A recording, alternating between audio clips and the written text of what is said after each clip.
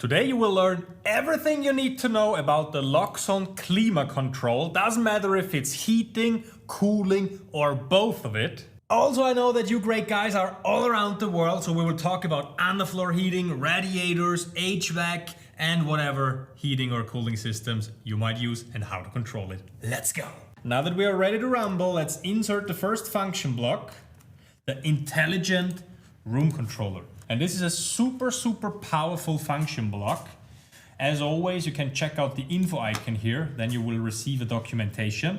The same block is used for heating and cooling. Has a super nice visualization with schedules, with times, with timers. It has different modes, automatic according to schedule, what's the target temperature, what's the current temperature and so on. But the most important thing for it is, first of all, the current room temperature, which we have, for instance, in our Loxone Touch. So I add a new touch and then I can open it and I see the temperature and also the humidity, which can be both connected to the room controller. As in every video, some features are displayed in German because my operating system of my PC is German, so this might look different for you. This is the visualization I get. I have the comfort temperature, my target temperature of 20 degrees Celsius. Take care if you have Celsius or Fahrenheit.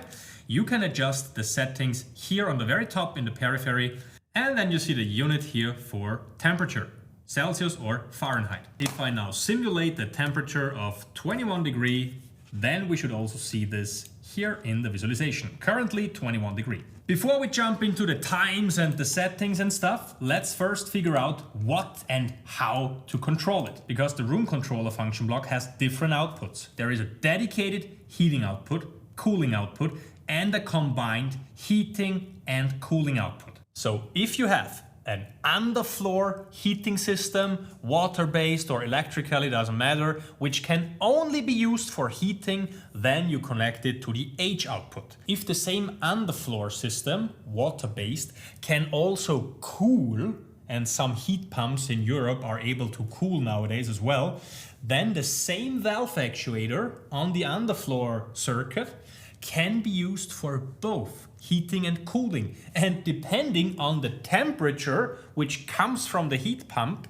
it will then get cooler or warmer in the room. In this scenario, you connect it to the HC combined output. And then there will be another function block deciding if the house is currently in heating or cooling mode. Also for you guys out there with HVAC systems, which can also both heat and cool, that's also the correct output then for you guys. But if there is a dedicated cooling system, then of course we only use this output here. In the standard configuration of the function block, the output goes from 0 to 10, depending on the demand of heating that we got or we need.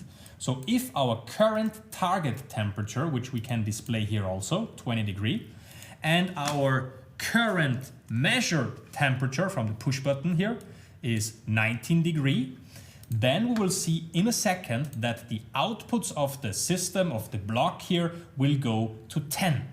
Depending on how close we are, and there is an internal logic which is a bit hard to simulate, but if you check in a real project in the live view, then you might see you have the value 6.6 here, 3.4, whatever. So the function block will try to reach our target temperature and then figures out with a logic internally how much energy is required to keep the temperature on our 20 degree. So first it goes up with the value 10, full power, heat it up, man. And then when we have our target temperature, then the output might get lower and lower, so we do not overheat or overcool. You might think now, yeah, Richard, but what if I have a stupid heating system, like stupid in a way of I have one relay here, which is my, let's call it electrical heating. And this can really be anything, like you turn it on and off. So how would this behave if I connect it here directly? I get 0 to 10 and I have an on and off system here. A relay can be on or off, right?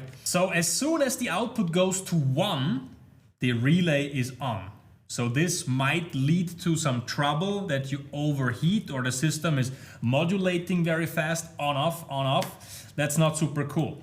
For this scenario, for binary outputs that you connect here, 0 or 1, you can change the setting PWM outputs for all heating, cooling, and combined heating and cooling. And if we do so, the output is only 0 or 1, on or off. So what the hell is PWM, you might ask yourself? Super easy. We have a time, let's say, of 10 minutes, and we only need 50% of the energy or of the power of the electrical heater to keep our 20 degree. Then we keep the heater or the relay on for 5 minutes, off for 5 minutes, on 5 minutes, off. Then we receive 50% of the power of the system. If we need more power, 75%, then we have 7.5 minutes on, 2.5 minutes off. So if we try to reach our temperature of 20 degree, the output will be permanently on until we reach our temperature. Then it figures out by itself how often it needs to pulse on, off, on, off, on, off, to keep our 20 degree without overheating too much. But take care, there is a catch, because if you do a too fine PWM signal and you keep turning the relay on, off, on, off, on, off several times per minute, it might not end well for both the relay on the mini server or the relay extension, but also it's not ideal for the heating system itself. It's just not healthy to switch so often. That's why there is a dedicated parameter for the PWM interval where we can say the interval might be 10 minutes, so it's 5 minutes on, 5 minutes off for 50% or even longer. And this can be found on the left-hand side in the parameters, which is here the PWM interval in minutes, which is standard value 0. Then it calculates the time itself with some statistical data. But if you're worried, then you can set the time here, for instance, to 30 minutes. And then it might be 15 minutes on, 15 minutes off, depending on what you connect to it. Maybe the system is so strong that in 15 minutes it overheats too much. So you need a little fine tuning for your system. But what if you have a little more complex system? I have in my workshop, in my garage, I have a heater with 3 fan speeds. According to the demand of my heating system, so if I need to heat it up fast, I need speed 3. To keep the temperature, I might need speed 1. So how could I realize something like this? Therefore, I change it back to 0 to 10, and then I use another function block I really love, which is the status block. And this status block I use for the fan speed now. And I connect my heating, or it can be cooling as well. Every time I say heating, because in Austria it's fucking cold. But the same logic can be used for cooling as well. And now I say, if my input number 1, which is the heating input, the 0 to 10, is 0, then my status text should be off. And my value should be 0. If the input number 1 is greater than 0, but as well input number 1 is lower than, let's say, 3, then the speed is 1 and the value is 1. Let me do this for the rest.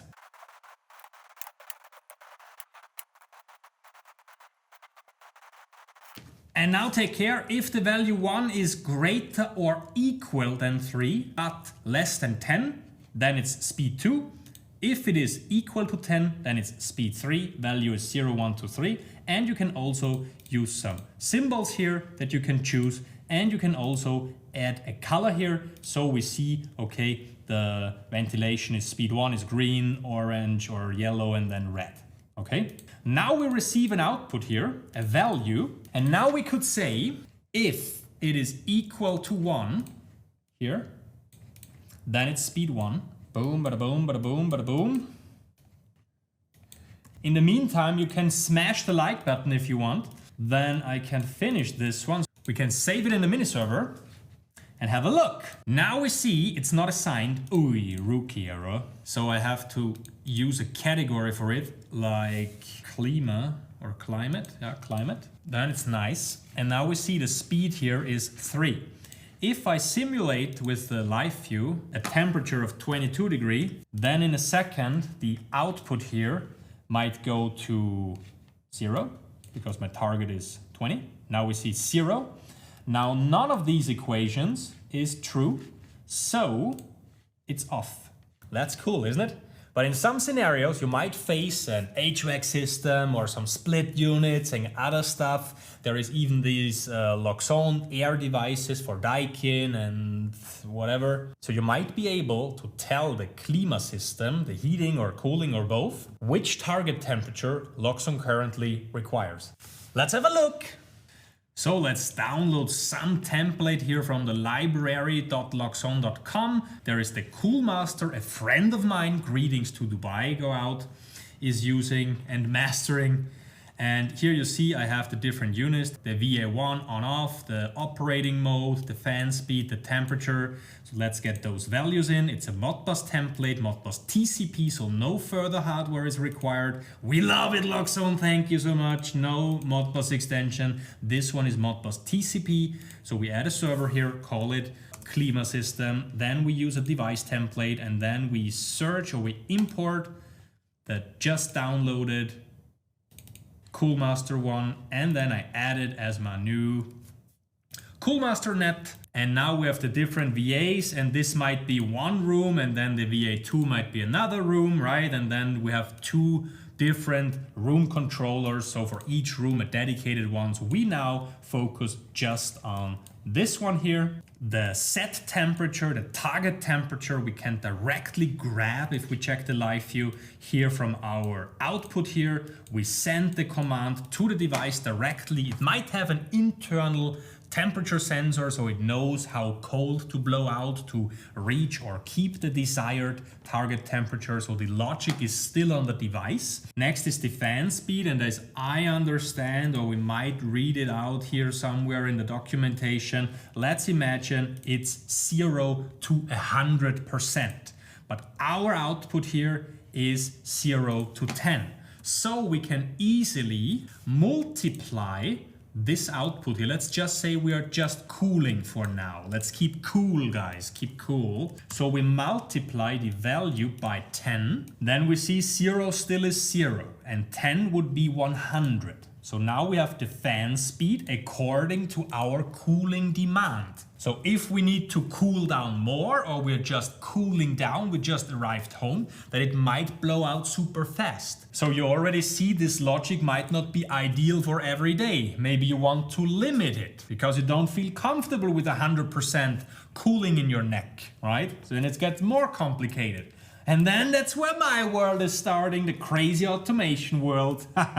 And then we could say if the cooling is greater, not greater or equal, greater than 0, so there is a cooling demand, there is 1 or 10 or whatever, then we send the command for on. And this might be a first cool logic here. And if we now go into our web interface and we check the block a little more, and now let's say we have 21 degrees here, our comfort temperature for cooling, so the function block now realized we connected a cooling output only, so it's smart enough for that. So now we can adjust our comfort temperature here. What's the cooled temperature I like to have? Let's say 20 degrees. What's the eco temperature? So this is when I'm not there, not at home, during night, during working hours, when I'm not there. Then you can say, okay, I keep the temperature 4 degrees higher during cooling, or if you're in a heating period, then it can be 16 degrees when I'm not there, and when I'm there, it should heat up to 20 degrees. So it's always plus or minus to the comfort temperature. And then we have the times here, where you can now adjust, or the customer, during which days, which time I would like to have my comfort temperature, and the function block will automatically know when to start to reach the temperature here, and also when can I turn down to keep the temperature as long as I'm still there. And this is all done automatically by the function block.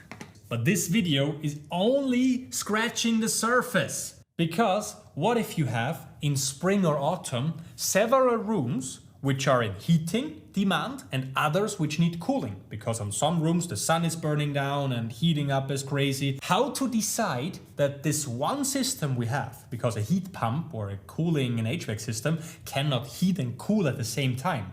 So it needs to decide, are there more rooms requiring heating or cooling demand? And if we then decide we want to cool, then the rooms which need heating have to know that the system is in cooling. So they should not turn on the output of the intelligent room controller, because then they are already in heating demand, and then if they turn it on, it's getting even colder and colder, would be shit as well. And then we get to the heating and cooling controller, which is like the master of all the intelligent room controllers and checks with the square meters of the rooms, with the temperatures or the delta from the current to the target temperature. So it calculates how much demand is in heating and in cooling, and then it decides for the whole house, I am now in heating mode.